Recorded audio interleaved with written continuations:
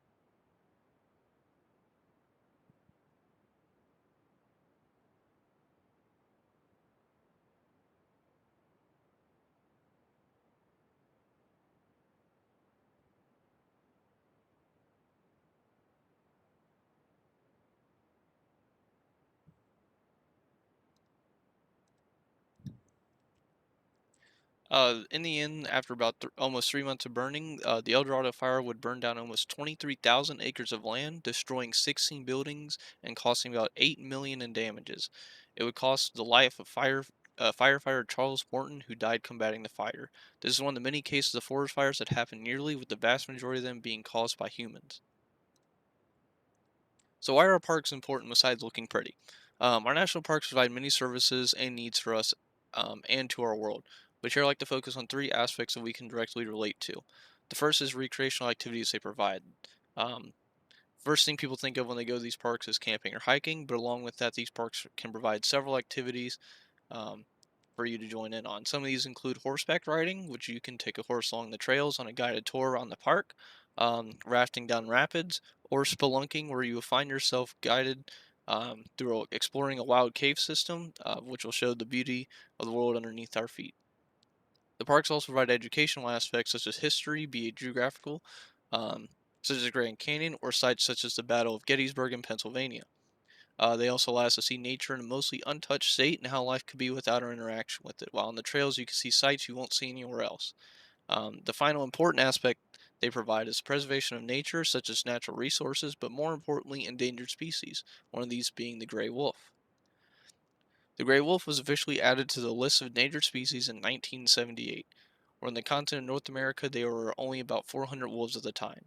Like most endangered species, it was not a natural occurrence and happened due to overhunting, as they were thought to be the pest to many farmers, as the wolves would kill and hunt local livestock.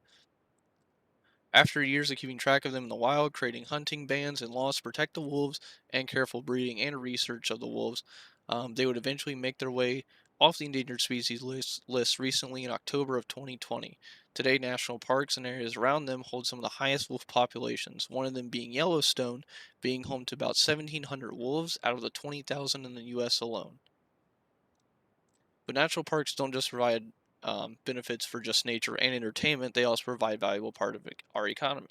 This infographic from National Park Service shows a few pieces of information about how our parks give back to our economy by providing jobs to over 340,000 people and contributing almost 42 billion in 2019 alone, with previous years ranging from 30 billion to 40 billion per year due to tourism. For example, Cuyahoga Valley National Park in Akron, Ohio, sees about 2.2 million visits a year, putting it at one of the most visited national parks in the U.S. and generating about $87 million for the local economy that surrounds the park. National parks are a great source of revenue for our country and outweighs the amount of money that is given to them by both donors and the government.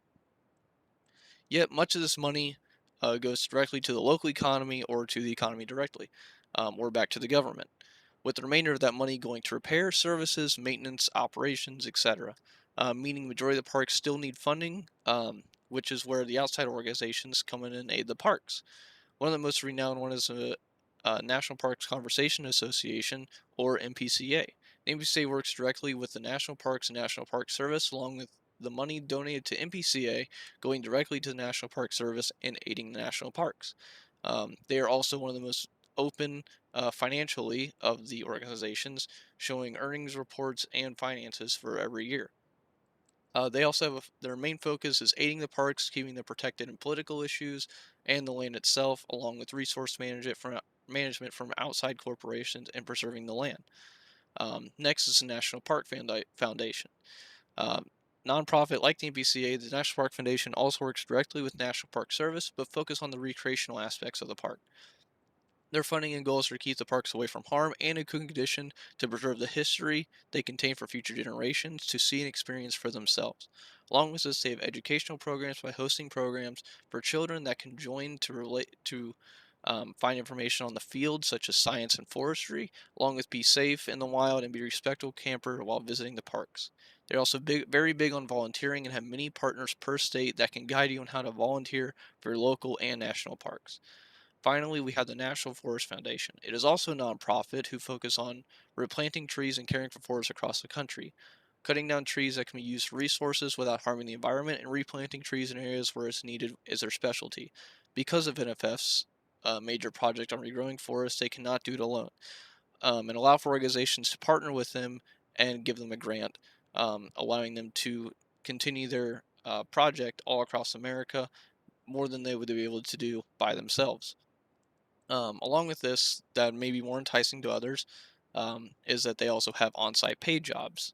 These paying around $60,000 a year, and most of their stuff recently being for program coordinators or accountants in various areas of California. How to be responsible in our parks in our own backyard. Almost every day we all visit parks, even if they aren't the deepest forests of Glacier National Park or the geysers of Yellowstone. We can all do our part to keep the park safe and um, be responsible on the trails. One of the most important guides you can follow is leave no trace rule. While mostly applied to cross-country hikes like the Appalachian Trail or the Pacific Crest Trail, these rules are applicable to any time you visit the outdoors. First one is plan ahead. Before your journey, be confident on your own abilities. If you're not confident on your own abilities of what you can do while you're outdoors, or not sure of what you're doing or where you're going out there, it can overall make it a miserable experience for both you and the land. Next is staying on the trail. Trails made for a reason, to keep you safe and guided and to keep the environment around you safe and undisturbed from human interaction. Just because you're on the sidewalk in your own neighborhood doesn't mean your neighbors want you in their house. Next is disposing of waste properly. As we all know, littering is not good for the environment. So if you're bringing in stuff on the trail that'll eventually be thrown away, keep it in your pack until you find a place that is great for throwing away trash, such as designated spots along the trail or around the park. If you could also just make it easier on yourself by not bringing anything that you would need to throw away. Um, Leave what you find is self-explanatory. If it attacks leave what you find around the area alone. Though it may be pretty to yourself, you may want to take it home with you. Others will want to see it for themselves along the who that come along the trail, which also leaves being considerate of others. While you're on the trail, uh, be careful with who you're around with, and just make sure everyone has the same point you have. And if you find anything annoying, some others will probably find it annoying as well. Being respectful of wildlife is also a must while you're out. Let nature do its thing. Do not disturb it. This goes along with feeding wildlife, which is highly discouraged by many park rangers. And the final rule is being careful with campfires, which, as we all know, has its own famous mascot, Smokey the Bear. Smokey the Bear and his 5 rules are staple national parks, but his rules can be useful in preventing fires like the ones we previously mentioned in the El Dorado fire. If you follow Smokey's 5 rules, a fire is safe you can enjoy your campfires with ease and no guilt. Finally, last thing you can do to support your parks is to volunteer at your local state or national parks.